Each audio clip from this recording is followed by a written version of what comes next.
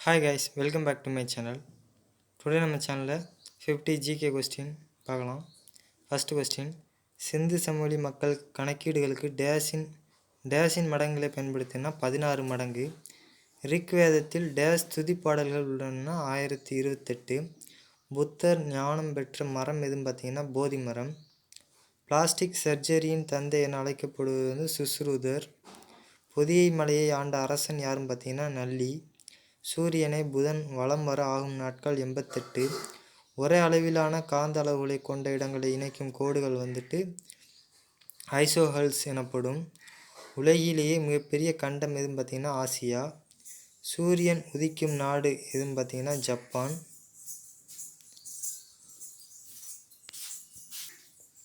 பொற்கோவில் நகரம் எது அப்படின்னு பார்த்தீங்கன்னா அமிர்தசரஸ். இந்திய அரசியலமைப்பு சட்டத்தின் பாதுகாவலர் என அழைக்கப்படுவது உச்சநீதிமன்றம். தாஸ்கண்ட் ஒப்பந்தத்தில் கையெழுத்திட்டவர் யாருன்னு பார்த்தீங்கன்னா லால் பகதூர் சாஸ்திரி. அரசியலமைப்பு சட்ட மறு ஆய்வுக்காக செய்த கமிட்டி எதுன்னு பார்த்தீங்கன்னா வெங்கடாச்சலயா கமிட்டி. மொழிவாரி மாநிலங்கள் உருவாக்கப்பட்ட ஆண்டு எந்த சட்ட திருத்தம்னா 1956 தான், 7வது சட்ட திருத்தத்தில். பாராளுமன்ற கூட்டம் பற்றி கூறும் விதி எத்தனை பார்த்தீங்கன்னா விதி 108. தலைமை வங்கி திட்டம் பற்றி ஆலோசனை செய்த கமிட்டி எதுன்னு பார்த்தீங்கன்னா காட்கில் கமிட்டி. ஏற்றுமதி இறக்குமதி பொருட்கள் மீது மத்திய அரசு விதிக்கும் வரி எதுன்னு பார்த்தீங்கன்னா சுங்க வரி. கீழ்கண்டவைகளை சரியானவை எவைன்னு கேட்டிருக்காங்க, அதாவது 4மே சரி. 6 வங்கிகள் தேசியமயமாக்கப்பட்ட ஆண்டு என்னன்னு பார்த்தீங்கன்னா 1980. பாரத் நீர்மன் யோஜனா எந்த ஆண்டுனா 2005. ஒரு பொருள் ஒரு புள்ளியிலிருந்து மற்றொரு புள்ளிக்கு ஒரு குறிப்பிட்ட திசையில் நகர்ந்த தொலைவு எதுன்னு பார்த்தீங்கன்னா இடப்பெயர்ச்சி. பாசிட்ரானை கண்டறிந்தவர் யாருன்னு பார்த்தீங்கன்னா டிராக். நீர்த்துளியின் கோள வடிவுக்கு காரணம் என்ன, பரப்பு இழுவிசை. இது ப்ரீவியஸ் கொஸ்டினில் கேட்டிருக்காங்க. ஒரு மின்சுற்றில் மின்னோட்டம் உள்ளதா இல்லையா என அறிய உதவுவது எதுன்னு பார்த்தீங்கன்னா கால்வானோமீட்டர். ஜெட் விமானம் கிளம்பும்போது ஏற்படும் இரைச்சல் என்னன்னு பார்த்தீங்கன்னா 140 டெசிபிள். அதே நம்ம ராக்கெட் கிளம்பும்போது ஏற்படும் டெசிபிள் எவ்வளோன்னு பார்த்தீங்கன்னா 180 டெசிபிள்.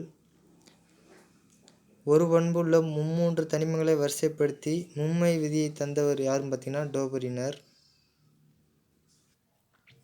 அணுக்கரு உலைகளில் கட்டுப்பாட்டு கழிவுகளாக பயன்படுத்தப்படும் உலோகம் எதுவுமே காட்மியம். வெள்ளியின் சல்பைட் தாது பார்த்திங்கன்னா அர்ஜென்டைட். கம்ப்யூட்டர் மெமரி சிப்பில் பயன்படுவது ஆப்ஷன் தப்பாக கொடுத்துரு, ஆப்ஷன் பி தான் கரெக்டு, சிலிக்கான். கேலோமீட்டர் நியாயமாக பயன்படுத்துவது எதுன்னு பார்த்தீங்கன்னா பென்சாயிக் அமிலம். கல்லில் முனைக்கும் தாவரங்கள் எவ்வாறு அழைக்கப்படுனா லித்தோபைட். அசிட்டாப்ளோரியா என்பது என்னன்னு பார்த்தீங்கன்னா ஒரு செல் பாசி. நீரை சுத்திகரிக்க பயன்படும் ஒரு செல் பாசி எதுன்னு பார்த்தீங்கன்னா குளோமிடோமோனஸ்.